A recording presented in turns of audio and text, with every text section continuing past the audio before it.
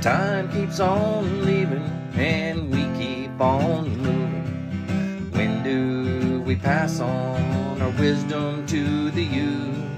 My veteran story, lost arts discussions, fireside chats with a bourbon or two. It's time to hear the stories by military veterans. Get yourself ready. It's the Lost Arts Podcast. The Lost Arts with Andrew Cox. Hello, my friends, and welcome to the Lost Art Podcast, that podcast giving a voice to our veterans. I'm your host, Andrew Cox, and today we'll be having a fireside chat with the crew and special guest, Marine veteran Lee Glasser. But before we get into the episode, are you enjoying the podcast? Then go to the Lost Art website. That's the lostart.podbean.com. Go check it out and be sure to click on that merchandise tab. Go in and get you some cool gear like a hat, a shirt, a mug, something like that. But help us in supporting us and getting our veteran voices out for all to hear. You can also go check us out on YouTube at The Lost Art with Andrew Cox. Be sure to smash and follow and like and subscribe and all the other good things that you can do. If you'd like to be a guest on the podcast, tell your veteran story, or discuss a veteran business or organization, then email me directly at thelostartwithandrewcox@gmail.com. To all the listeners out there, thanks for tuning in. Thanks for continuing to support us in our adventures here of getting our veteran voices out. All right, with that, we're going to start the program like we always do. We're going to go round robin.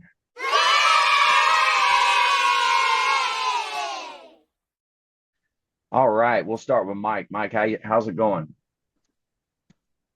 Doing good. Relatively decent week. Had a great weekend. As we talked before and before the podcast, got to go see Def Leppard Journey and Steve Miller Band last night up in Atlanta. That was a lot of fun. Sweater butt off, but it was still a good show. Couldn't believe it. Was getting home today. I was like, well, I got to try to get home early so I could get some grass cut. Got home, it was 101. I'm like, nope. Ain't no grass cutting today. And that's just going to keep on growing. That or die. That makes sense. Yeah. Man, 101. It wasn't that bad here this go around, so I'm thankful for that. Krista, how you doing? Doing well. Had a great week. Preparing for vacation. Gonna get some scuba diving done and some beach time and just preparing, just enjoy I don't mind the heat, I guess, because I know I can't control it. So I was one of those girls who used to like it so hot you couldn't breathe. So as I get a little older, it's not the same. But I take it as it comes and just kind of roll with it. So, but it was a good week, Yeah, rolling with the punches and getting ready to go scuba diving and enjoying the beach and all that stuff. Man, everybody's having a good time but me. All right, Mark, how you doing? I'm doing outstanding here, except for, of course, all the same old political BS in sunny Southern California. And but it's kind of warm, it's cooled down a little. And like I said, in about 2 hours, it's going to be like the perfect temperature. And as soon as we're done here, I'm going to slap some steaks on the grill and maybe even jump in the swimming pool. You know what? I used to like all three of you, and it's starting to get worse and worse every week we go by. You talk about all these awesome things you guys get to do, and I'm here in Oklahoma just, doing nothing. And I'm a little jealous. Yeah, they both have pools. I don't have a pool. I mean, what's up with that? They got to rub it in and. Yeah, they're rubbing it. I do have a pool. I mean, I'm staying at the KOA, so at least I got that going for me. So, it's good. All right, so we got our special guest here, Lee Glasser. Lee, how you doing? I'm doing well, Andrew. I can soothe your woes. It's pretty normal over here for me. It's just chores, work, family life. There's no vacations going on right now. There's no special events or anything like that. I'm not going to go see Def Leppard, which God, I've heard they put on an awesome show. So I'm sure that was awesome. But yeah, I'll soothe your woes just by being normal with you.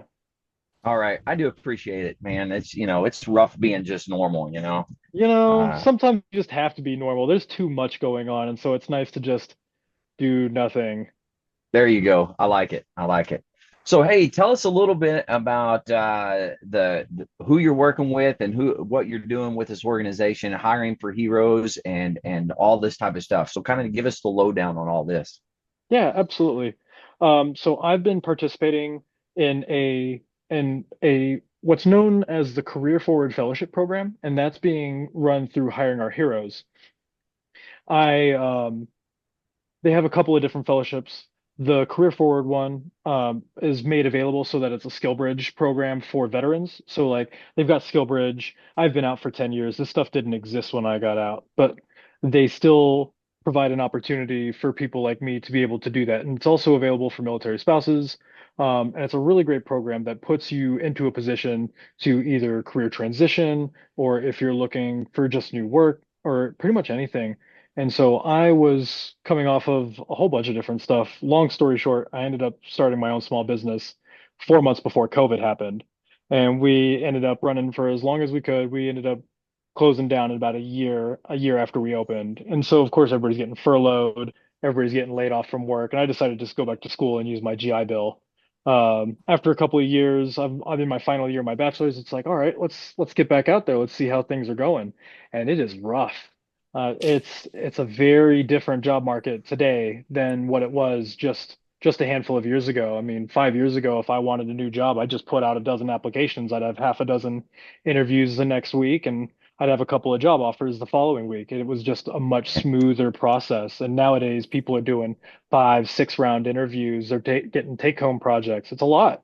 It's a lot that has changed with the career workforce these years.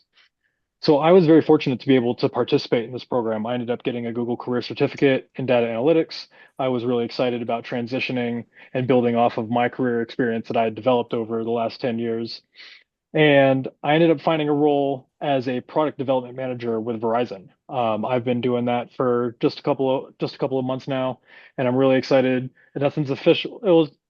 Nothing's written down on paper yet. I should be getting my offer this week. I've already received a formal recommendation from my hiring manager to his director, and I'm really excited to be joining Verizon in a full-time capacity. And I feel like I only have this opportunity because of hiring our heroes. Um, I've also been participating with another group, a volunteer group called Vets to Industry. They are a group that is providing resources and networking opportunities for veterans, whether you're just actively transitioning, spouses, people who've been out like me. It's a great group of people where they bring in recruiters, they bring in a bunch of other veterans, and we kind of do this, and we break it down over a handful of hours where you just go through breakout rooms, you introduce yourself to each other, you network with people, you tell people who you are, what you're doing, what you're looking for. And it's a really great opportunity to not only network with other veterans who may be just like you, but to also connect with employers that join these calls. I thought it was such a good group of I thought it was such a good group of people that I actually joined to volunteer. I was really struggling at that point where I felt like I didn't have anything to offer to people. It's like I can't get a job. It's like, what do I know? What can I tell anybody? What do I have to offer? And I was in a really bad position for a while. So I thought it's like I can at least donate my time. I can at least provide them some knowledge that I have. Um, it's been a great opportunity. It's been a great time. I think things finally started to kind of fall into position for me once I put myself into a position to just try and start helping other veterans. I was so stuck within myself that I didn't feel like I had time for anybody or anything else. And it wasn't until I put myself into a position to try and help other people that things really started to click. I ended up getting synced up with Steve Weston from Verizon. I ended up going through the whole interview process. I ended up getting selected, and we're talking this is a skill bridge program. So I mean, there's other sergeants majors, retired field grade officers. Like there's these people are distinguished individuals, and it was really it's almost nerve-wracking to know that it's like, oh, it's like I was just a corporal. It's like sure I've done all this stuff since I've gotten out, but it's like these are people with 20, 30-year careers who have really done some shit. And so it was really nice to know that I was being valued in that position going against those people. Hmm. And I'm very thankful for this opportunity. Like I said, I will be getting an offer this week. And I'm really excited to just continue doing this. It's a great career opportunity. It's a great career transition where I get to build off of a lot of the things that I had already been doing while also using some of these new skills that I upskilled on. Right. And so this, when you're doing the volunteer and everything, when you were doing all that, and how was, like, what are the meetings like exactly? So you're getting together in a format like, just like this, and you're saying Mhm. that there's business owners or people that are looking for employees that get on there as well. So they're Yes. kind of listening to everybody as they're discussing. hmm So they end up we're actually kind of talking about maybe like changing a little bit of the format on how we just basically our itinerary, our agenda for the meeting. We're looking at just adjusting that right now, but the bulk of it is we start off. We introduce our sponsors. Of course, we talk about Signal Health Group, which is our biggest sponsor that supports this organization. They're a franchise elderly care group. I'm not going to go into detail in it because I can't speak well enough on it yet. This is still a very new transition with our partnership with them, but it's a franchise organization to that they're really excited about getting veterans into a position to provide elderly care. I think it's a really great program, Mm, and we're really thankful that they have decided to sponsor Vets to Industry so that we can keep these meetings going and we can offer new programs. Um, Before I get into how our agenda actually goes, we actually just got together. What was it? So Brian Arrington is who runs this, and he works the magic, and we are actually going to have a Vets to Industry networking cruise. So they're getting deals on cruise lines. It actually, what was it? oh, wow. 50, 70 people signed up like in a matter of weeks that they released it because it was kind of short notice and a lot of people ended up signing up. So you get in a really discounted rate room with a major cruise liner. We were just apparently because this went so well, like Norwegian Cruise Line has approached us and a couple other like major cruise lines. They're like, hey, you guys want to come cruise with us? So I think it's going to be a really cool opportunity where you can go take your family on vacation. You go to dinner, have like drinks, and just network with other people. Just kind of like this, just meeting other people. But the way that the meetings actually run themselves is it starts off, like I said, we introduce Signal Health Group. We move into introducing recruiters. So whatever recruiters for whatever organizations are there, they get a chance to say, "Hey, this is who I am. This is what we're looking for." And then we typically break out into breakout rooms for probably about 30 minutes. And so you've got half a dozen to a dozen people in each room, and we just spend the next 30 minutes where we talk. And this is where a lot of some of the volunteership comes into play because like we'll be basically mediating the room. Like I'll be doing what you're doing. So I jump Right. in, I Yeah. say, hey, I'm so and so, and I just kind of move us along and let everybody get to a position where they can introduce each other. Um, and it's and what's really different about the way Vets to Industry is doing it with these breakout rooms is it's a lot more personable like this. You and Hmm. I, everybody here, we get to know each other on a much deeper level rather than some of these virtual networking events where you just or these virtual hiring events where you just like get in line for a waiting room to maybe have 5 minutes to talk to a recruiter who's talking to 600 people that day and is just going to tell you to and is just going to tell you to go apply on their website, which it's frustrating. It's a very taxing experience when you're sitting there for 4 or 5 hours trying to wait through these lines to try and talk to somebody. This is much more productive. This is much more beneficial because maybe if I don't get a job today from this networking event, I may still come out of it with some really strong relationships. Maybe somebody who might know somebody at a company that they're working for, or somebody that is working in an organization that they're talking to.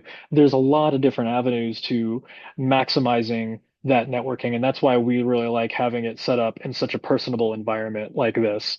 Um, we do it for like 30 minutes. We come back, we introduce some more people, and we kind of do that a few times. We just do this back and forth with the breakout rooms and the main room where everybody gets to gets a chance to talk because you may not meet everybody at that event with the way we have it broken down. So by getting the opportunity to speak in the main room, if somebody's just like, hey, I need to connect with that guy, you can like drop your LinkedIn, you can send him a message, things like that. So it's long. It's a 5 hour event, but I think it's one Oh, of my wow. favorite event. Yeah, no, it's an all day afternoon. They do it once a month. They do it once a Okay. month. So you just do it on they do it on a Saturday. It's from 2 to 7 Eastern Standard Time. Yeah, and it's a really great event where it may be a long taxing event, but you build some really good connections, you build some really good relationships, you get to know people on a much different level than some of these other events that are just like churning and burning. Yeah, absolutely. So, say I'm somebody that wants to actually get involved with this and actually be a participant in this. Where am I going to go in order to participate? So the website is vets, VETS, to the number two, industry.org. Um, like I said, it's a great group of people. Brian's been working on this for 4 or 5 years now, I want to say. This has been everything that he's been doing. Every where Vets to Industry is today is all his doing and all the love and effort that he has put into it. And all of it's been a volunteer effort. Everybody that participates with this has been a volunteer. It hasn't been up until recently with Signal Health Group and their sponsorship. Brian is now full time running Vets to Industry. He was just kind of doing this on his own free time, just like all the rest of us are. And now he has the opportunity to be fully dedicated to making this a really great program. Wow, that's awesome. Lee, are And you then, saying Signal or Cigna Health? Signal, Signal Health. Signal. Thank you. Yeah, absolutely. you're also doing part of Verizon as you're doing this. What specifically are you doing with them? So I am going to be a product develop. So it's a bit of a mouthful. I am a product development manager working within digital customer experience, and that is with Verizon Business Group. At the end of the day, what I am doing is I am helping improve our business website for our business customers. Okay. It's really cool. I'm really happy that I get to use a lot of the experience that I have working in customer centric environments, and I get to now help improve the customer experience. And I'm going to be having a direct footprint involvement on these projects. I'm really excited. I really can't put it into words. It's super Yeah, cool. it sounds really cool. And then did this job kind of come up from what you were doing when you were volunteering? Is that kind of how this come about? This didn't come about with volunteering. I was actually attending a different event called 50 Strong. It's 50 strong. They're another great group of people. Um, they do a very similar kind of event where it's networking with different uh, military friendly employers. Um, I was just, of course, just attending an event, and I was sitting in on Verizon's breakout room. They were kind of talking about skill bridge opportunities, and of course, like I said, I was looking for an opportunity to participate with this Hiring Our Heroes fellowship. Part of that is you kind of sometimes people will come to you and say, "Hey, I want you to come work here," but there's also a proactive involvement where I'm also seeking out these roles. So Verizon has these SkillBridge military fellowship roles, and they were talking about it. I just kind of like digitally raised my hand. They let me jump in. I said, "Hey, this is who I am. This is what I'm working on. Um, I'm part of this program. Can I qualify for this military fellowship program?" And Steve heard me. He heard what I was saying. He sent me a message, said, "Hey, send me your phone number." I did that same program. I think I've got a job that would be perfect for you. Let's hook up after this. And he called me immediately after the event was over. And he said, "I really want you to take a look at this job. It's available in your area." He's like, "I think from what you were saying, I think you'd be perfect for it." And I have to give Steve a lot of credit because it's like I know a lot of people have a lot of negative things to say about recruiters, and sure there's he said she said, and of course we've all had negative experiences, but at the end of the day Steve was really instrumental to being able to identify something that he really genuinely thought that I was a perfect fit for, and I feel like I am. My boss has been really happy with my progression, even though I'm very new to this. Um, like I said, I was able to build off of a lot of my experience as a small business owner, developing my own products and my own services. Working at a startup. I was actually working at a startup right after I got out of the Marine Corps. I was working as an ops specialist for Chase Bank after that. So I've had a lot of experience working in process optimization, um, improving improving the process, improving the customer's end result. And so I really feel like he was able to identify that and say, "Hey, you should be doing this." And I'm really excited to be where I'm at right now.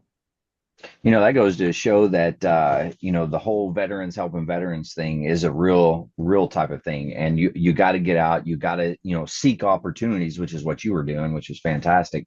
But you got to get out, you got to do those things.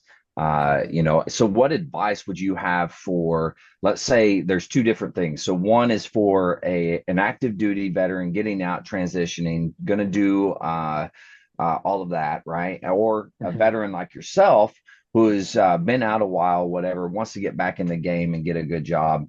What type of advice do you have for those guys?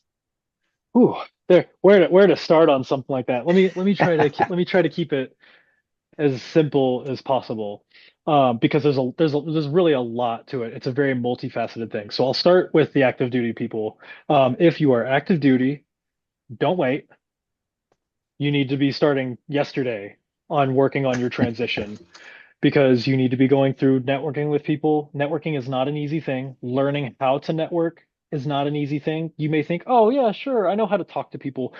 Going out into the cold without the support of the military and just trying to introduce yourself and say, hey, I'm so and so, and I do X, Y, and Z is very different without that support. Not to mention, one of the hardest things that we have as veterans is knowing when to speak up for ourselves and advocate for ourselves. We are taught humility, we're taught to be a jack of all trades, and we're just taught to go where we're needed. In the civilian world, you have to advocate for yourself. You have to say, I am kick ass at this. I do X, Y, and Z, and this is why you should hire me. Because it's a very different position. You are not being arrogant when you introduce yourself about why you are a successful addition to the team. So start That's a yesterday. that's an incredible point that you bring out there, and you're 100% right. We as veterans, man, we're a little humble. We say, "Oh yeah, I can do this, I can do that," but it is what it is. And to be able to have that and be able to talk to about yourself to a new possible employee, that's a tough go. It's pretty tough to do. So, very good point. I like that. Keep going. Sorry, That no, interrupt no, you. of course, no. I appreciate it. That kind of goes very very hand in hand with the fact that you need to have an elevator pitch. Like it's so weird to sit here and be like, I have to be a salesman now. Like I have to. It's like I don't want to do this greasy shit. Like there's a lot there's a song and a dance, and it's unfortunate, but if in the civilian world there is this back and forth where you have to be able to go with the flow. And so it's not very different from where we are in the military. It's just learning how to translate that and do different things. So start yesterday, start networking with people, start developing your LinkedIn, find out what you want to do. Don't wait. Don't wait on anything, because it's like there's something new to work on.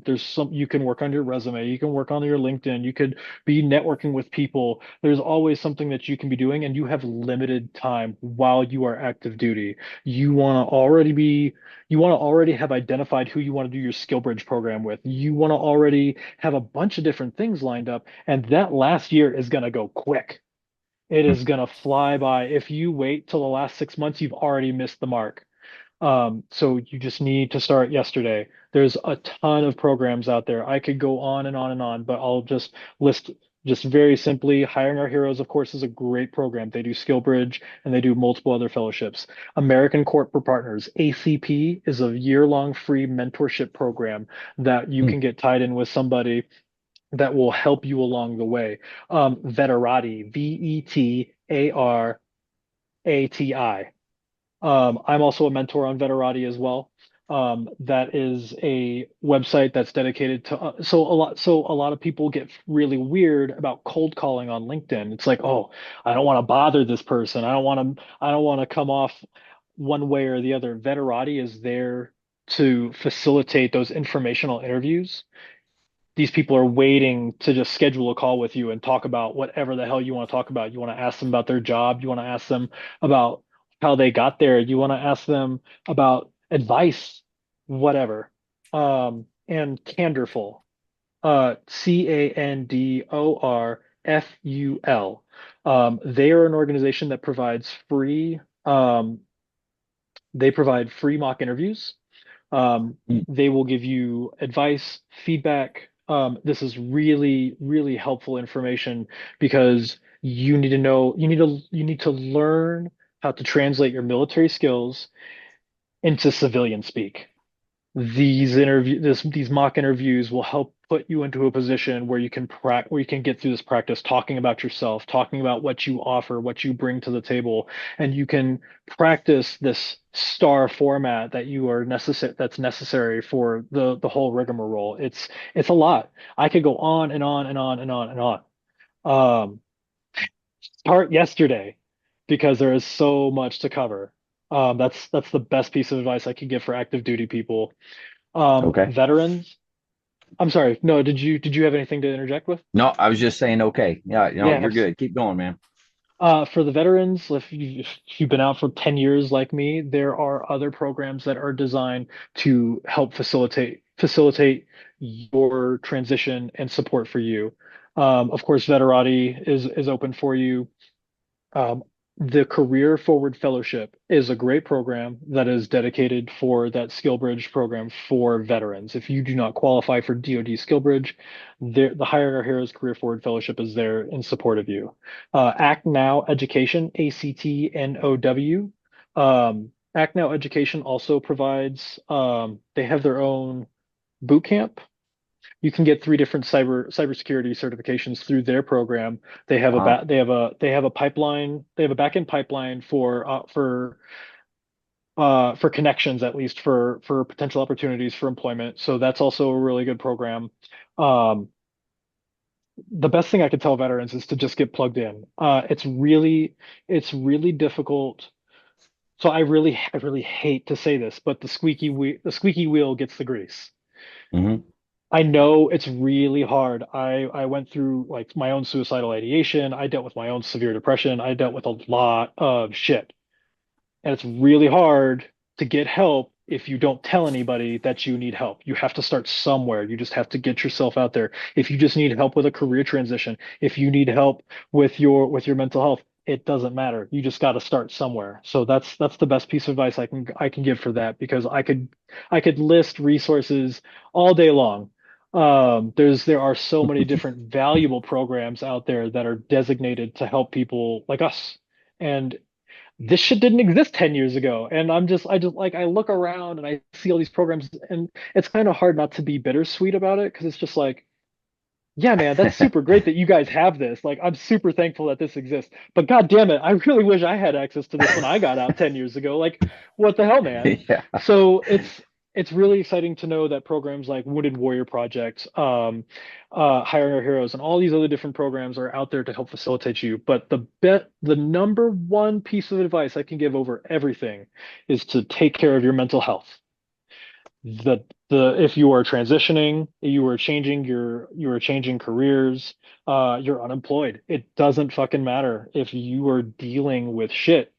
You got to talk to somebody about that. You can't internalize that. You can't just sit there with your own problems because they're not going to go away and they're just not going to get better. You have if somebody's not giving you the time of day, you got to go tell somebody. It's like, "Hey man, I'm really fucking struggling over here." And I know that a lot of people don't feel comfortable being vulnerable about that. That's fine. It doesn't matter who you talk to about that. I have my own counselor. Find somebody, whether it's your mom, your brother, your best friend, your wife, your husband, your own counselor, your own therapist. It doesn't matter. Just have somebody to talk to because your mental health is the most important thing to take care of. If you don't take care of yourself, how the hell are you supposed to take care of anybody else? If you have a family that you're stressing over, you can't take care of them if you can't take care of yourself. It is what's the term? It's like the pilot's conundrum. Like you have to put on your own face mask before you can put on somebody else's. Right. It's imperative. It is imperative that you address that. You want to go fishing? Whatever. You want to go to the batting cages? Who cares? It just needs to be something so that you can deal with that, because if you don't, it's gonna consume you. And that is the number one thing that I would like to highlight.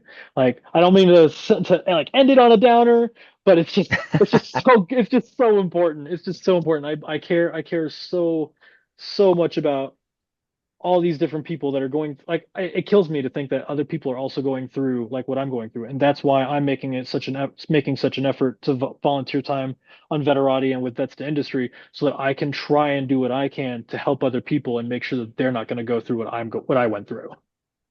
Yeah, absolutely. In every episode that we end, we talk about veteran suicide. That's a huge deal, and you kind of was talking about that a second ago, but it is a tough transition. If you have lived and you've done the military thing, you get out, it's different. Everything is different. People don't, communicate the same way. No. It's, luckily I got my crew here, so I can communicate kind of the same way. But it's not the same, when you're talking to the civilian, especially when you're going into business, you're doing those types of things, looking for a job, and it just piles on and piles on. So I agree 100%. You got to talk to somebody, reaching out. And I think the organizations that you're working with are fantastic to help those veterans out. I'm excited to be able to share this with everybody that listens to the podcast. Hopefully it's going to Thank help you. somebody out there. Yeah. And this is just an open invitation. If anybody's listening to this and you just don't feel like you can get the time from anybody, this is an open invitation. I have an open door policy. Connect with me on LinkedIn, send me a message, tell me your struggles, tell me the things that you don't feel comfortable talking to other people about. I am a safe space. I've been through a whole bunch of different shit. And so anybody that listens to this is welcome to connect with me, whether you need access to resources, you want me to introduce you to somebody, whatever, man. This is an open invitation to just reach out and connect with me. You heard it here, man. He's opening it up. Does anybody have anything else to talk to Lee about before I move on here? Nope, we're good. Okay. Go ahead, Mark. Am I off mute? I can't Yes. tell here. Okay. Yeah, you're Yeah. off mute. So I think it's very important, very beneficial what you do there, Lee, because I tell you, I've retired. My retirement ceremony was 12 years ago yesterday. Congratulations. And I've That's awesome. Thank you. And so I've done. I started out helping build a not-for-profit organization, and I started going to school, got my degrees. I jumped into a whole another industry of steel fabrication. I was estimating, project managing, things like that. I finally quit that. I've been doing mortgage loans and real estate now. But it's like I said, I've talked to other people that have been retired like me, and some of them did something for a little while, kind of a dead end things, and they're out there and they're wanting to do stuff. They still feel valuable, but of course, stubborn old staff NCOs and officers, they're going to be the last ones to really ask for help, and they kind of get lost in the weeds also, and everyone thinks, well, they got a pretty good pension, they're getting this, and that has nothing to do with it. It's that, it's like we wish we were back in the Marine Corps, because it was real world stuff we were doing. We were valuable. We had our missions, we had our billets and our duties and responsibilities. We knew exactly what we were supposed to do, how we were supposed to do it, everything like that. And once again, we leave the military, either retire or from it or get out. Everyone thinks that, yeah, those guys they're set. They're set, but they're not. They need things like that, and they need kind of to know that there is an invitation for even older class of people. I like how you put that. Older class of people. So thank you. No, Lee. it's absolutely my pleasure, and that's so awesome to hear about how you've been able to have a successful career afterwards, and especially like recognizing with you getting out about the same time I did, getting out in 12 years ago, these resources didn't exist. But more so for the standpoint, I feel like as you were saying, like these feel great officers, senior enlisted staff NCOs. It took me it took me a solid 8 years to feel like I was a civilian, like a human being again, after getting out of the Marine Corps. So it took me more than time and a half, and I only did 4 years. What we go through in our basic training is literally designed to rewire our brains. Like we are reprogrammed from the get-go. And so if you do 20 plus years, I mean, if it took me 8 years to just normalize, how long is it going to take somebody that retired after 20, 30 years to reacclimate to the civilian world? It's probably to a certain extent might not ever happen. And these people need, and all of you who gave your time, gave your whole life basically to the military. If somebody does 30 years, that's that's a significant portion of your life, and not to mention, like, to a certain extent, the best years of your life, given donated to God Country Corps. And so like these people like that do 20, 30 years, just as you were saying, that support is even more pivotal. I think it's even more important um to support those people. I'm actually mentoring somebody right now who's a retired Army major. He did 20 plus years. He's been unemployed for coming up on a year now, and he's really struggling. And I can see how much he's struggling just because of that right there. There's so much that's at stake when you're dealing with that. You're dealing with your pride. You're dealing with your self-worth. You're dealing with a lot of different personal shit where you just it's kind of like what I was dealing with. Like when I had to shut down my business, it didn't matter that mega million companies were staving off bankruptcy. All I could focus on was how I was a failure. I failed. I could have done something differently to be successful. I should have adapted and overcome. And it really fucking broke me, man. Like that was hard. That was really hard to deal with. And so when you have such a shift, you have somebody that's dedicated so much time to the military, these people need help the most. And that's why I stress so much on starting yesterday. Don't wait. You cannot wait. It will destroy you. It will consume you. It's a bitch to deal with. So I really just want to emphasize that. And I'm sorry, I'll step off my soapbox. No, you're good, man. This is all good stuff. People need to hear it, you know. It's very important in my opinion. Mike, you were going to say something a second ago, but you got cut off, but go ahead. No, I was going to say basically what, everything Mark's already said and Lee said, that transition and getting out when you lose your sense of self and sense of worth, and it's extremely hard. And just listening to you talk, Lee, how passionate you are about it, it's actually comforting to know that there's people like you out there that are wanting to do something or wanting to be there or wanting to talk, even if it's just talk, like you said, the mental health aspect of things. But it's amazing how, you go in a Marine Corps is one thing, you come out and you never change.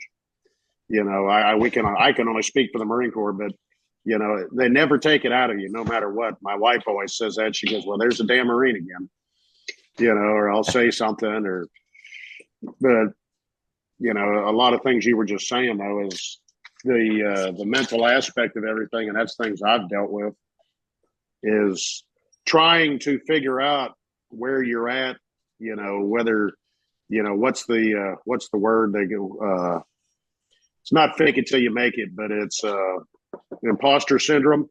It's like you're not worthy of this, or you're not worthy of that, or you're not worthy of being able to do this, or almost in a way worthy of being happy.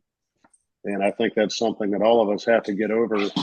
And the other side of it too is it's so overwhelming, like you're talking about. These resources are available now, but a lot of times they may be right in front of you. You just can't see them, and it's extremely hard to, to find that, or just that one person.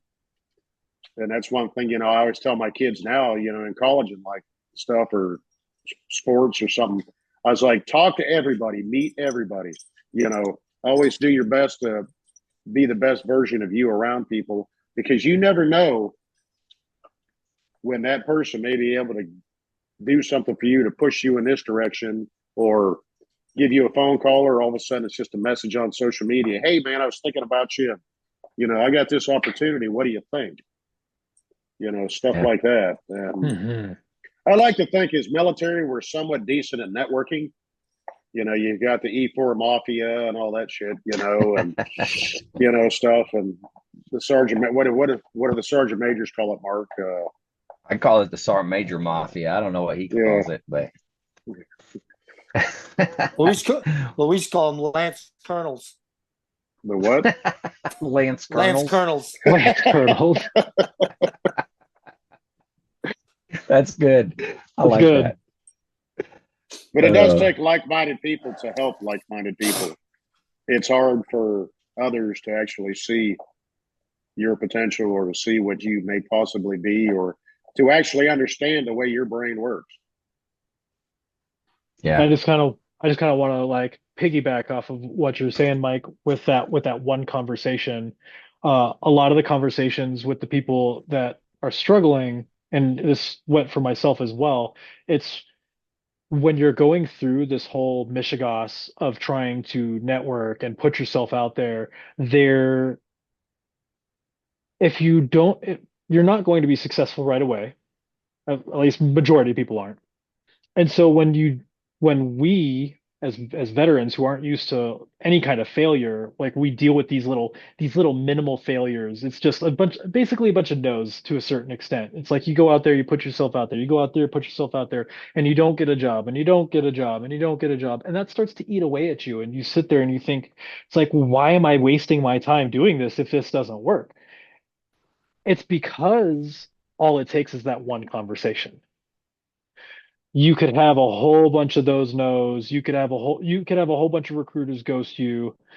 But like me, when I met Steve from Verizon, all it took was that one conversation for a whole snowball's effect to happen after that.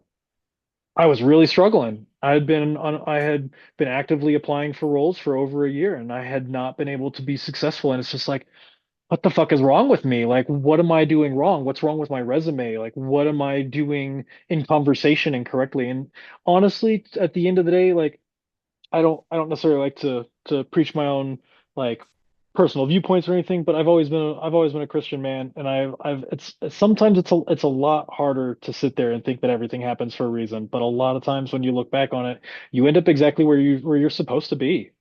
And maybe I struggled for this whole last year just so I could be put into a position that I can help other veterans, and then I end up at Verizon. I'm Yeah. exactly where I need to be. I'm exactly where I'm supposed to be. That's a great way of putting it. All it takes is And that one conversation. yeah, absolutely. And going off what Mike was saying, like you know, this is why it's so important to have a group of people to be able to talk to. And from my experience so far, now I haven't been out, near as long as you have, Lee, but as long as you're talking to people, it's going to get you somewhere, right? You got to make those connections, but you got to have a core people that you can rely on, right? And that requires you to reach out. And sometimes you get stuck in a rut. You start, being down on yourself, those types of things, which is why it's very important to reach out to other people. And sometimes, I'm bad at it sometimes too, but I try my best to reach out and say something. And even if it's just a happy birthday or whatever, but try to reach out, because you never know when that other person is going to be able to grasp onto it and be able to have somebody to talk to kind of work through any issues, those types of things, and which can turn into networking, which can turn into jobs, which can turn into whatever it is that you need. But very important to be able to do that. Chris, did you have something? Something little, Lee. I'm not sure if you're aware of this, and you guys probably know this. Now, things have totally changed in the last 10 years since I had this job. I worked at a Goodwill Job Link Center. I don't know if you've ever heard of those. I worked there for 6 years. And what I did is a lot of people, there's a few, I keep going back to the baby boomers on this podcast. As we talk about that, our ages, but the Goodwill Job Link Centers is what they're called. They might call them something else now. They maybe have a different name. Those services are free now. With the things you guys are offering, what it is people can go in there, they can utilize the computers and they can print off their resumes, create a resume and print those things out for free. When I was there, the 6 years that I was there, they offered interviewing skills. Of course, what Goodwill also offered was clothing for Dress for Success, interviewing clothes, things like that. When the time frame that I was there, there's a certain generation of people that didn't, if you didn't come along and get those computer skills, you didn't have them. I think today's military folks have those computer skills. So that's not, and most everyone has a tablet or a cell phone, things like that, computers, laptops. So that's not something they're missing. And also when I was there, that was also the time frame where you were faxing cover letters and things like that. And then of course they started uploading. Easy. Yeah, But don't date yourself. Don't date yourself. It's okay. but the point is that you can go in there if they don't have access to printing and things like that. They can go in the job link centers and still get those resources are free. But like I said, these days they have access to military bases and they can do that. So they can always go in their library if they need to print something out for free, I think, and things like that. I think MCCS might offer those things as well. So Yeah. they can get the resources they need from you guys, but if they need access to print something, they can go into a job link center, their public library, things like that. You have to create accounts and things like that. But yeah, there were people that would come in and I got scolded a couple times. They're like, "Why are you so happy all the time? Can't you just be angry or upset?" Because I tried to be positive. I always tried to be happy. I would come in, good morning, happy Monday. And they'd be like, but people would come in and they've been searching for jobs for weeks, months, and years, and they couldn't get a job. And I live in a very small town, Beaufort, South Carolina, where you train Marines, here at Parris Island. And it was hard because, and I think about the 6 years I worked there, Nikki, Lorraine, and we helped over 6,000 people in this town find jobs, and That's it awesome. changed their lives. They would come in and they would just be like, they were in tears. What we would do could change a life. It really could. But it could be very depressing. They would be sad. They would come in. They would be angry. They would be hurt. We had to call the police a few times, when things got escalated. But just because it will break your soul, it will. Not being able to find a job when you can't feed yourself or feed your family, it can really take its toll. But the 6 years that I did that, and then I left that job not on good terms, and I thought that I had found my place where I was supposed to be. And then it was, like I said, it was tragic the way I left. And then I got to thinking what you were just saying, Lee, that maybe that was where I was supposed to be for that period of time. And then I was supposed to be somewhere else, but where I was supposed to be, it was the most rewarding thing I've ever done, was helping someone else change their life. It can be very rewarding. And that's where I was supposed to be at that time. But Incredible to hear. Yeah. You change someone else's life and they come back in and they're in tears and they're like, I got the job. And that will. Yeah. That's awesome. I'll tell you, in my opinion, in leadership, right? We talk about leadership a lot, but focusing outward is better than focusing inward. A lot of people, especially in the Marine Corps or whatever, you focus on, oh, I need to do this, I need to do that, and you're trying to get your stuff in line. But if you just focus outward and you say, hey, I'm going to help everybody that I can help, I'm going to give everyone advice, I'm going to try to make them successful, in turn, that makes you successful, and you build upon that. But in my opinion, you got to focus out. You got to focus on everybody else. And as you're focusing on everybody else, in turn, you're focusing on yourself. You're fixing those things that maybe you were struggling with. Like for me, it's PT. I mean, obviously, you see my beer belly, you know that I don't like PT, but as I'm focusing on other people, that forced me to get out and have to do that with other people. So in turn, it helped me. So it's kind of the same thing, and Lee's doing that that exact thing when you're volunteering with all these different things. You were doing that, Krista. It's a perfect example of how I'm helping somebody else, but in return, I'm getting something out of it, which is an incredible aspect of it, in my opinion. Well, I would desperately love to have a job now, but like I said, it's a small ass town. Like I know I say this every week. This town needs an enema, but I would love to have a job, but it's just not meant to be. Who Krista, knows? I'm working on it. I'm going to get you a job. Dang it. I'm working on it. Talk to If there's Lee. anybody out I was there, about to say, let's if get there's anybody connected. out Let's there see that who I wants can to, connect you with. Start talking with Lee right now. I know, Lee, if there's anybody out there that wants to sponsor a podcast, that's out here trying to do good things and getting our veteran voices out, you just let me know, Lee. I'm too old and too broken. It's just the way it is. But I had my time. It's over. So it's all good. I mean, there's Awesome. remote work out there. There's plenty of things that you could definitely qualify for. I mean, you have, I'm sure you have an incredible background full of amazing things that you bring to the table I can that type. That's it. Type and drink. No, I'm just kidding. see. And so, okay, I'm gonna pause right here, and forgive me for using you as an example, Krista, but it's just example A. That kind of negative speak, I'm just don't kidding. I'm kidding. no, not even in jest, not even in jest. And that's for everybody, listening here. Do not do not Yeah. don't speak so negatively of yourself. You have so much Nobody self-worth. should. Yeah, We all do. absolutely. What No, does Mike's absolute, shirt say? absolute. That's right. You are enough.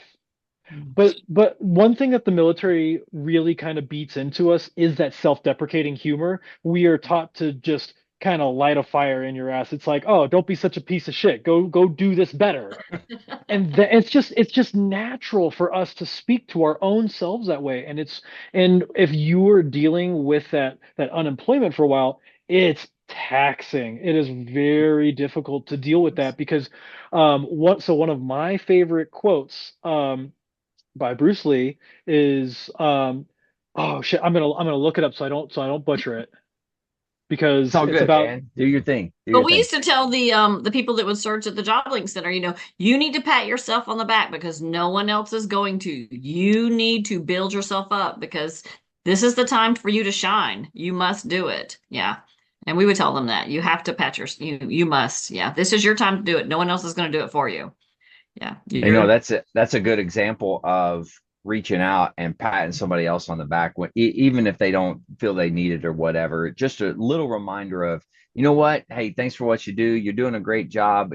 Any little thing. I think back to being a Marine and maybe Sergeant Major O'Loughlin walks down and he gives you that one little compliment and you're like, oh dang, I can go another day. And that's all it takes is that one small thing from somebody to tell you, hey, good job. Maybe it's just a slap on the back and say, hey, you didn't screw that up. Oh man, that's a compliment. Thank you. I appreciate it. But sometimes That's why that's I all it told you not to takes. get when I told you not to get comfortable over there at the swim tank. That's right. See, it was a compliment. Looking back on it, I realize it's a compliment, but all right. I found that quote. All right, so Bruce Lee said, "Don't speak negatively about yourself, even as a joke. Your body doesn't know the difference. Words are energy and they cast spells, and that's why it's called spelling. Change the way you speak about yourself, and you can change your life." wow. I like that. Holy cow, Woo! man, that's good. Yeah, Mark, you're in trouble, man.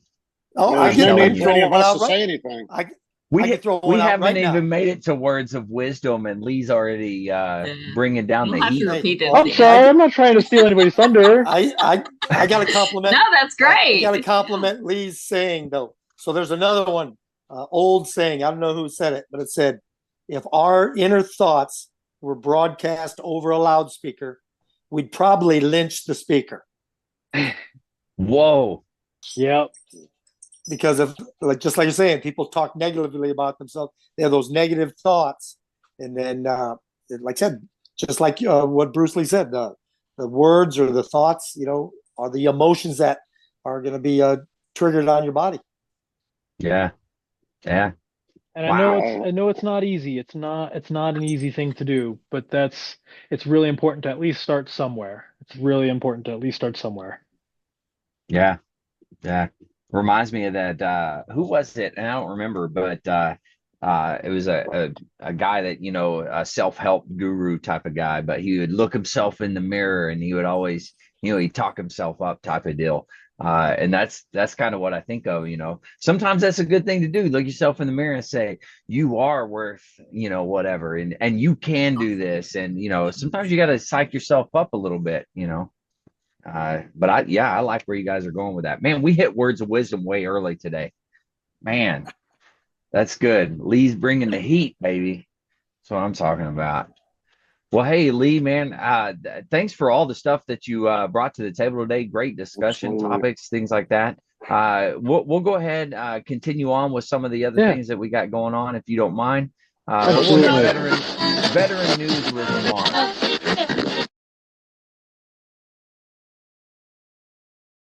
Mark, what do you got for us? Okay, I got something very, very valuable, and I took advantage of it a few years ago when I was traveling across the country. It is the America the Beautiful National Parks and Recreational Land Access Pass. So it's just if you have any type of permanent disability through the VA, then you can get a land access pass to get access to every national park in the country. It is invaluable. It is awesome. And so you have to go to NPS, National Park Systems. So nps.gov, and it'll tell you how to apply for it. There's even some, like I got mine when I went through Yellowstone National Park. I showed them my ID, showed them my Veterans Administration card, and I signed a paper, and later they sent me the actual pass. But then every national park you go to, it's free access. And then you also got to look into your state and your county, because the state and your county will have some passes also because of your disability rating. So valuable. You earned it. Go search for it and start using these beautiful spots here in our great nation. Yeah, and if people aren't out looking at those things, man, they need to get out and go see it. It is absolutely incredible. All the different parks, all the different services that they have with that. Oh, is that the card that they send you? America That the is the Beautiful. card. That is the card. That's awesome. I need to get me one of those. Yep, it's going to happen. I'm going to do it. nps.gov. I'm going to do that when we leave here, and then my wife will be happy. It'll be a good day. So yeah, I like it. Thanks, Mark. Man, that's some good stuff there. Let's see. We're gonna move on. We're missing a couple people. We're missing Vic and Aaron. So Vic is on his travel the U.S. on his motorcycle tour. I'm not sure where he's at right now, but he's out there having a good old time. He said he misses us, but I don't believe him. He's out there having fun. And Aaron, unfortunately, big tree knocked down his electric and all that type of stuff. So he's out tonight. But we got Mike. Good news, Mike is here. Good news, Mike. Let's hear it.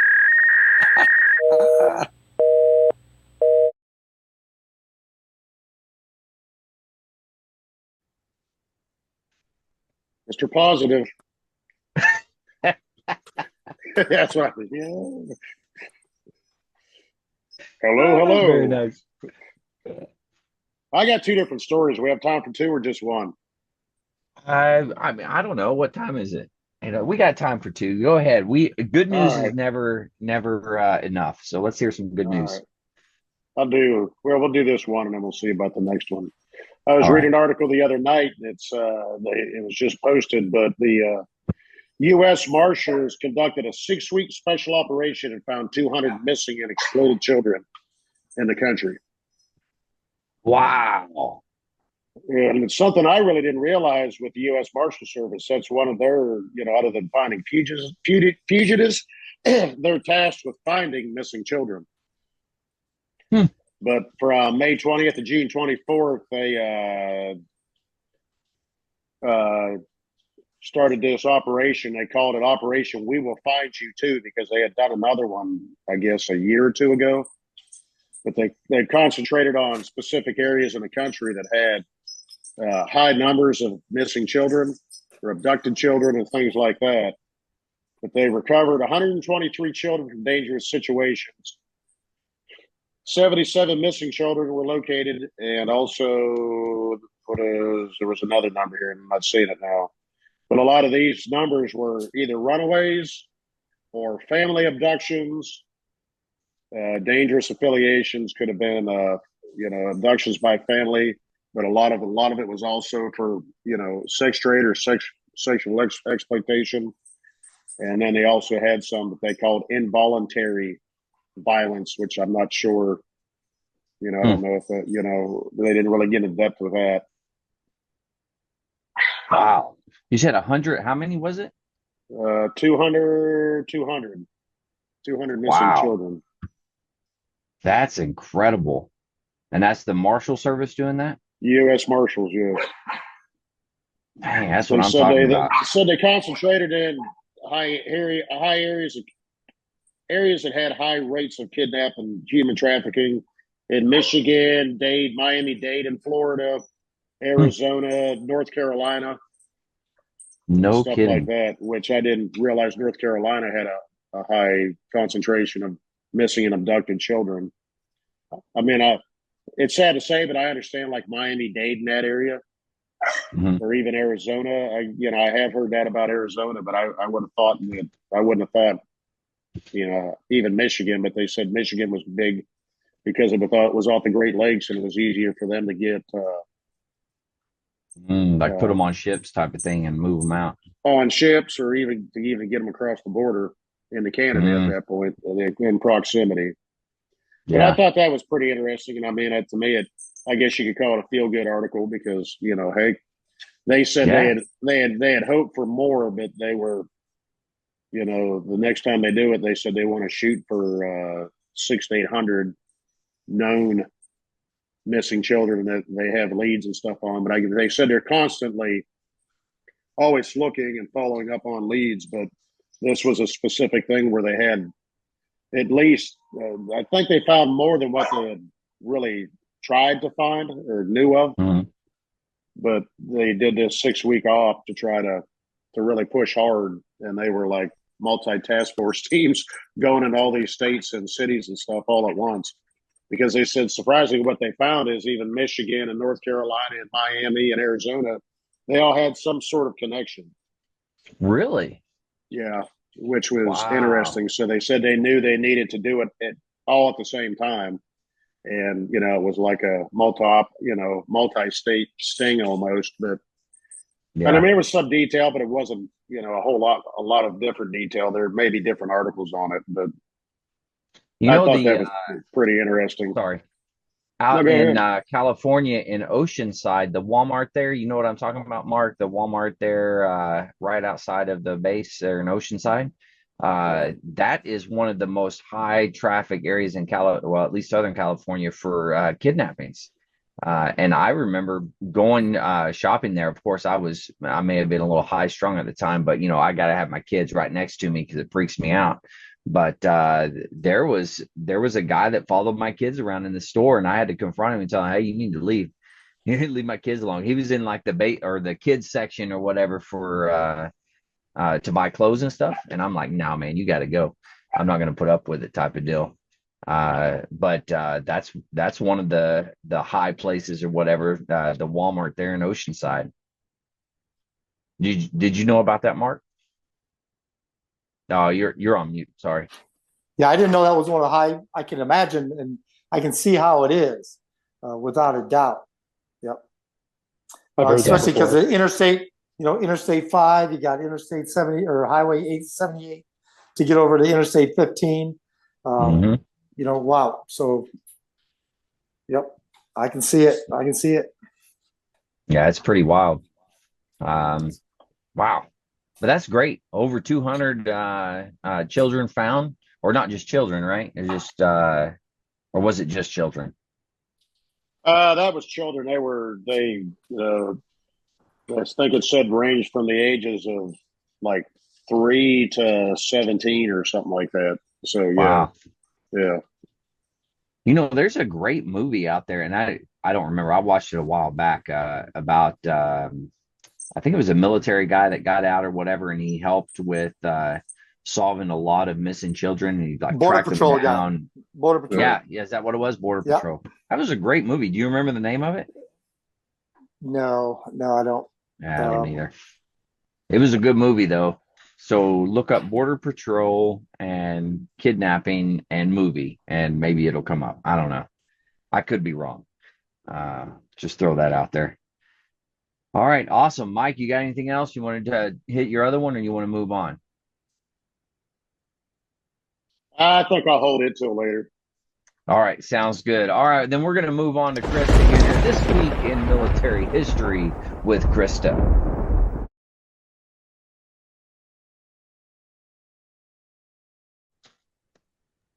All right, let's see if I can do this. How talented I can be or not be. See if we can do this here. Hold on. All right. We can do a little bit of fun stuff. Can y'all see that? Hey, okay. Okay, since the Marine Corps Musicians Association, we are having our reunion just 2.5 months away at 2nd Marine Division Band at Jacksonville in Camp Lejeune, North Carolina. I'm going to tell you a little bit about the origin of the 2nd Marine Division Band. Preparations for the United States involvement in World War II began long before the fateful day of December 7, 1941. Initial preparations began in September of 1940 by FDR authorizing the first peacetime draft in U.S. history. Early 1941 would prove to be extremely volatile and would inch the U.S. closer to involvement in the war. On February 1st, 1941, the 1st and 2nd Marine Divisions were created. The 2nd Marine Division was officially organized at Camp Elliott, California, by change of designation from the 2nd Marine Brigade. In this picture, the photo that you're seeing, and I'm going to show y'all, I'll hold it up for just a moment, and I think you can, it's kind of a little bit of a, it's black and white, and it is a photo there. This right here is the photograph of the 1st Marine Division Band taken February 1st, 1941. And it is at Camp Elliott, which actually was in MCRD San Diego. MCRD San Diego had several, Camp Elliott was an Army base, but that was all part of MCRD San Diego there. So there were several things that were there on that fort in San Diego there. So San Diego was a big base, of course, as you know. So I know it's kind of a black and white. I know there's a little bit there, though, but that was it. And then I had the other photo of the front gate, and I didn't have that pulled up. If I can get it here in a minute, I will. During February 1941, the officer in charge of the base band, San Diego, Captain Horace Talbot, was tasked with standing up the initial 2nd Marine Division Band. Undoubtedly, this would have been no easy task, but nonetheless, the future waits for no one, and Marines always accomplish the mission. Over the next few months, the band would begin to grow in pace with the enormous buildup of military forces. Of course, I have the roster. I'm not going to read you all the names. I'll read a couple. Compiled is a list of the first 49 members of the 2nd Marine Division Band formed at Camp Elliott that was taken from the original muster roster from April 1st through 31st, 1941. There's a few names on here, and one of the gentlemen's name was Sabin, PFC George W. Sabin, and we have some of his accounts. They're very small. We lived in 2-man tents. The only buildings were the mess hall and the brig.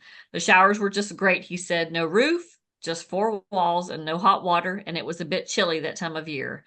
Eventually, the barracks were completed. Division headquarters moved up from the base, and the spit and polish began. By January 1942, the band would increase in numbers and take on a few new staff NCOs. Master Technical Sergeant, a name that a lot of you bandsmen are familiar with, Sergeant August Olaguez would become the NCOIC of the band. And of course, by later in 1942, the band would deploy to Guadalcanal in World War II, as you're familiar with. The band actually only had only one staff sergeant. Frank A. Red Weeks was the division band officer, and field music Sergeant Homer Shreve, and everyone else was sergeant and below. They had two sergeants, one corporal, and everyone else was a PFC. So back in those days, there were no master sergeants, no master gunnery sergeants. Everyone was a corporal and below. So only, 2 sergeants and 1 staff sergeant. And then in your Yeah, entire who band, needs those master sergeants and master gunnery sergeants, you know? didn't need You them don't back need then, them. right? But out of the 49 members, that's it. 1 staff sergeant, and 3 sergeants and a corporal, and the rest were PFCs. And then before they went off to Guadalcanal, then they had 2 tech sergeants, a staff sergeant, and a corporal. And then the rest were still all PFCs. And several of the members on this band roster were the ones that were ended up, as POWs in the war. So like I said, it's a real small article, but in the following months, these Marine musicians of the greatest generation would deploy to the South Pacific along with their instruments. They would become stretcher bearers for the Marine brothers in combat. And as you know, and I'm sure Mark is probably the only one you're more familiar with it than others, but Lee, I don't know if you were familiar with that's what Marine bandsmen did in combat, is we were stretcher bearers and runners for the dead and the injured. As we ran up, when they were saying corpsman up, they were saying runner up. And we were always doing the running. Not me, but our heroes from the past. So, but yeah, so that was a little bit of history about the Second Marine Division Band. And then when they came back, I think it was 1950 in the late 40s. What year did they move to Camp Lejeune? 1945 when they came back. Then they moved to Camp Lejeune, North Carolina. They transitioned from MCRD San Diego there. So that's just a little history about the creation of the Second Marine Division from the Second Marine Brigade. So yeah, that was the creation. They created the First and Second Marine Division at the same time. And as you guys know, after every war, they would build it up and then they would break it down. Then our numbers were really low. At one time, I think the Marine Corps, I think our numbers were around like 13,000 even. It was that low. They were always, building them up, breaking them down when we didn't need them. So after a war, everybody was going home. They'd send everybody home. So yeah, that's right. That's right. Yeah, thanks, Krista. That's awesome. And it's fitting because in case I didn't mention it, I don't think I did. Lee, correct me if I'm wrong, Lee, but you were part of the Second Marine Division Band, were you not? Yes. Yeah, you were. You and I had. Surprise. Yeah, it was actually. It was really great getting to know you. Because he says that now, but no, back then not so much. No, but it's okay. It's actually really funny. I think you were one of my favorite staff NCOs in the Ock field that I actually had the pleasure of working with. So, that might come down to a certain standpoint that you got to go do some real Marine Corps things, and I got to, and you met me after I came back from doing some real Marine Corps things. So yeah, it's a little bit different from that kind of perspective. Krista, it's kind of funny that you mentioned about what the band is supposed to do during deployment, because it's kind of shifted. The band kind of has their own designated duty when they deploy typically, and that's just standing guard. Like you're just stuck in post and you're just there for 12 hours a day, looking out into the desert, while you're on post. But I actually had the incredible fortune to be able to go do some like serious real Marine Corps things. I was working on a joint ISAF mission with Second MEF, where I was working with the Afghan National Security Forces Development as the logistics NCOIC. So basically, long story short, all of RC Southwest. So for an entire quadrant of Afghanistan, I was working as a liaison with 5 different embedded teams that were working with hands-on training for the Afghan Special Forces, Border Patrol, National Army, a bunch of the different forces. So it was a really incredible experience that I got to do. Normally you go deploy as a corporal and you might be kind of like in the middle of the pack, but as a corporal, I was actually the bottom man in that office because it was multiple staff sergeants, multiple field grade officers. Of course, we had field grade officers from the British military. It was a cool experience. So it's just kind of funny when you mention like what we're supposed to don't do, waste it we yet. still kind of have that. This is for now. Sorry. Yeah. Okay. We need help. Hey, throw that on mute there, Mark. I see you over there showing off though to me and Lee. You got your pool in the background. Yeah, I saw it. Don't worry. Yeah. Yeah, it's showing off sunny So now we got this. I California. got to get this on the Oh grill. man. Oh my God. Lee, me and you, man. We're holding down the fort. All right.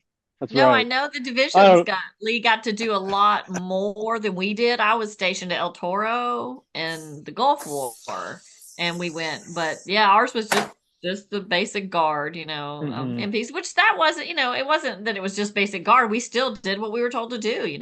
Your assignment's your assignment. When you're a Marine, you do what you're told to do. So I was very fortunate and very thrilled to be able to experience that. So Lee, just so Absolutely. you know, real quick, Krista, Desert Storm. She was over during Desert Storm, right, Krista? Make sure I'm Yes, sir. correct on this. Yeah, and then Mike was over twice. Correct me if I'm wrong, Mike. The original going into Iraq, and then the second deployment with the First Marine Division Band. So he was there. I was with him on the second deployment, and then Mark has been deployed like 100 different times. Wow, he's How many old. was it? Did we say Only nine? nine. Only nine. Nine. Only Wow. 9 times was Mark Only. deployed. Yeah, yeah. So Mark There definitely definitely wasn't has this time and a deep. half home for that. Yeah, no, no. That's If you incredible. haven't done so, Lee, go listen to his story. It's very interesting. Same thing with Mike. Mike's got a great story. Krista hasn't recorded her years, but she will eventually. But yeah. So just so you know where we're all coming from. All right. Hey, with That's awesome. that, Lee. Hey. Hey, So man. that movie was Sound of Freedom.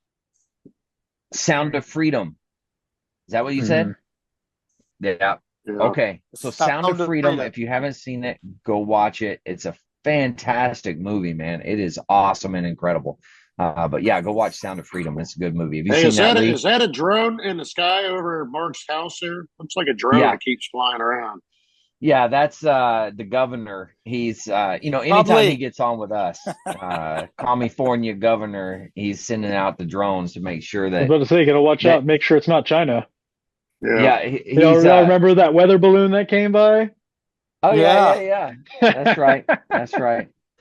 But they're checking on Mark to make sure that he gets those stakes just right. And if he doesn't, just expect that somebody's going to be like busting down his door in the very near future. Well, That's they're right. They probably better be mad he's medium eating rare. steaks. Yeah, they're probably That's a mad good he's eating point. steaks.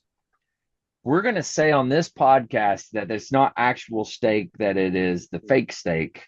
That way we can Never. save Mark from everybody. Beyond He said ribeye. never. It's made from soy Now. proteins. Oh, those are real So- ribeyes. I want to hear Lee's story. So I didn't know you were in the band. That's great. Yeah, I was a tuba player with the Marine Corps band. I was stationed at Camp Lejeune. And that's pretty much it. There wasn't really a whole lot to it. I mean, it was Camp Lejeune. It was change of command season, and it was birthday Were you ball there season. Were you there when Andrew, when 1/8 change of command when I came out to it? And there was me, you, and General Boudreaux. Yeah, that was the general's change of command, wasn't it? No, it was a 1/8 change of command. Oh, was My it? friend Okay. was the battalion commander, incoming battalion commander. Oh, I see. He might have been there for that. You were probably there, to be honest with you, Lee. I don't remember that for sure. So What year did you Probably, get out? I got out in 2013. I got out in March of 2013, and I came back at like the beginning of 2012. I came back from Afghanistan like right at the beginning of 2012, but Yeah. I didn't come back to the band for like another 3 to 6 months. I was only with the Mhm. unit for like about a year after I came back. Yeah. You might have been there. What year? Do you remember what year it was, Mark? That was 2015. Missed No, it. he wasn't there then. Yeah. Yeah. But Mark was also there, and I have pictures of this, and I would post it, but I'm not that great with this technology stuff. But I have pictures of me and Mark standing out on WPT Hill Field at the CG's change of command, if I'm not mistaken. Isn't that right? I think so, yes. Yep. Yeah. Yeah. Good times. Good times. All right. Well, hey, Lee, first off, I want to thank you for coming on. You had some fantastic things. And I definitely you need to shoot me all of the links and stuff so I can put it in the contacts so everybody can actually go to it and get some stuff instead of having to go back and listen and rewrite. Although that might not be a bad thing because I get more views if they go back and listen, right? Isn't that how that works? Anyways, I just throw that out there. But yeah, shoot me those so I can put it in there so everybody can get to them. Lee, you're doing a fantastic job, man. I'm proud of you. You're doing great things. Yeah, it's Thank you. incredible to see where you've gone. We kind of lost contact for a little while. Well, not necessarily lost contact, but it is good to see where you're at now and what you got going on and what you're doing for the veteran community. So on behalf of the veteran community, thank you, man. Doing some great things out there. I It's my appreciate it. pleasure. Yeah, no, thank Yeah, So you. is the man. best way to get in touch with you, Lee? Is it through LinkedIn? Yeah, yeah, that was kind of on that standpoint, like where I lost contact. In my throes of depression, I kind of deleted like my Facebook and deleted everything, and just kind of that's really all I got left now is LinkedIn. So shoot me a message, get connected with me, and I've also got, of course, my Veterati profile. You can schedule time. Anybody can schedule time with me on that. Maybe I'm still trying to figure out the scheduling tool and make sure that's working properly. But yeah, and anybody's welcome to reach out to me at any time. And one question I Awesome. did have, Andrew, and I hate to Yeah, go keep ahead. pushing No, things you're out, good. and I meant to ask it earlier, and it kind of went out of my old brain, but my stupid brain. No, it's old. It's okay. You Yeah, can it's say old. it. Yeah, but Lee, a lot of all these different resources and that those are more in the aspect of like job placement, right? For the It's most not part, yeah. necessarily it's not really like education and training, although there may be No, no, training no, no, involved no. in. No, there's it's everything. There are with literally hundreds of organizations out there. If you want to get your PMP, you ain't got to pay for it. If you want to get some certifications from Coursera, you don't have to pay for it. So Hire Heroes USA, you can get 6 months of a free subscription through Coursera. Through Act Now Education, you can get multiple professional certifications from like PMP to I think you can get like a Six Sigma, and there's like dozens of other different certifications you can get. And so that's what I'm saying. Like there's anything and everything. If you need somebody to talk to, if you need education to get upskilled, if you need employment connections, there is something out there for you. And also, if you are dealing with a financial situation where you are struggling to make payments, the Wounded Warrior Project actually will help you cover payments if you are in a past due status. Cool. Man, that's a good There's question, Mike. there are it's almost unlimited resources out there for veterans. If you need help, there is somebody out there to help you. There is an organization out there to help you. But it all And falls if on all, us, though, as we have to be willing to ask for that help, and that's the key. yeah, Absolutely. absolutely. Unfortunately, so we have to be able to bring ourselves at least to the plate. We've got to get us there. But that's why it's also really important that we look out for each other. If you see somebody that just kind of falls off the face of the earth, you need to reach out to that person. You need to make sure that they're doing well. You need to make sure that they don't need your help, because it like we said with the whole job thing, it just takes one conversation. You could be the person that changes their life. You may not be, but it's important that we try for each other. We owe it to ourselves, and we owe it to each other to be there, to be each other's battle buddies. We've just been through too much. We've sacrificed too much of our time, too much of our lives, too much of our own happiness to not be able to seek out help from one another. We've got the resources, and we're here, and we're here. We're all waiting. Yeah, that's a good point, Lee. And just to kind of caveat what you're saying, and I'll use myself as an example. Recently, I was in contact with some individuals from my very first unit from 29 Palms, and we were all having a conversation. An individual had reached out and, it was kind of negative in the comments of the thing. Of course, I did not take personal. It's like, yeah, whatever. I don't really care. It's okay. It's okay. No big deal. And I reached out to him on his birthday. I said, happy birthday. He reached back to me and said, hey, look, I apologize. I was, I had been drinking and I shouldn't have said the things that I said, whatever. And I was like, hey, man, no harm, no foul, whatever. And I'll be honest, bad on my part. After our conversation, I kind of left it at that. And unfortunately, the individual ended up, had a little too much to drink, fell down, hurt himself, and ended up dying. And and that was bad on me for not reaching out and saying, hey, man, how are things going? Are you getting the help you need? Are you doing better? And just doing that follow up. And that kind of goes back to what you're saying. You got to reach out, you got to talk to people. And we got to remember that we're not too busy that we can do that. And I wasn't too busy that I couldn't do that. But I failed in that. And would that have saved a life? Maybe, maybe not. But that is something that we need to take into account. So reach out to your buddies, make sure you're reaching out and making contact and following up on them, especially if they're struggling. So that's an important thing, I think. Learn from my mistake. Anyways, I'll try not to get too deep into that, or I'll go down a rabbit hole. But all right. You also need to give yourself some grace. Like it's not your fault that happened. So that's also important that it's all in moderation, back and forth. Whether we can't give ourselves to somebody else, we have to make sure that we take care of ourselves as well. So it's not necessarily your responsibility or your fault that happened to him. We can only just do what we can for each other, and that's all we can do.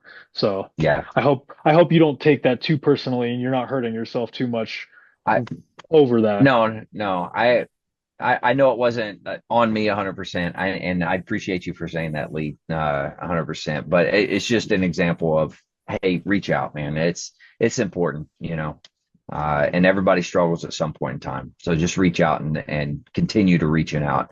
Veterans got to support veterans. All right, with that, we'll go around robin. Well, we already did that a second ago whenever Lee tried to up everybody before we even got started, right?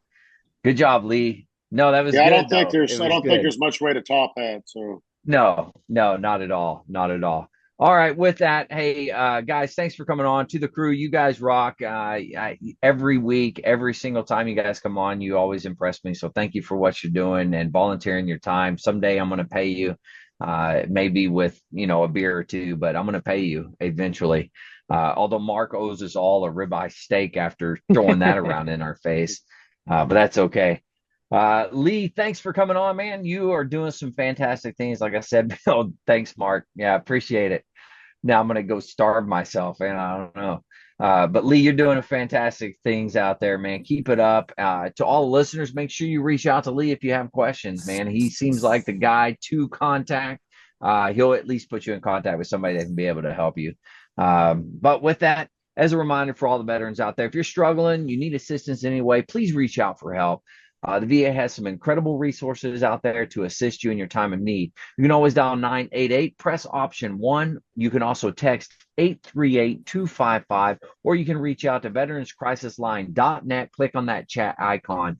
Any of those are going to be able to get you in contact with somebody that can help you out. But one veteran life lost is one too many. I care about you. The crew cares about you. Lee cares about you, and the rest of the veteran community. So please, please, please reach out for help. With that, big thanks to the crew one last time. And Lee, you are the man. I don't care what anybody on the crew says about you, okay? Don't take it personal. They talk about me all the time. But with that, to all the listeners out there, stay motivated, change your socks.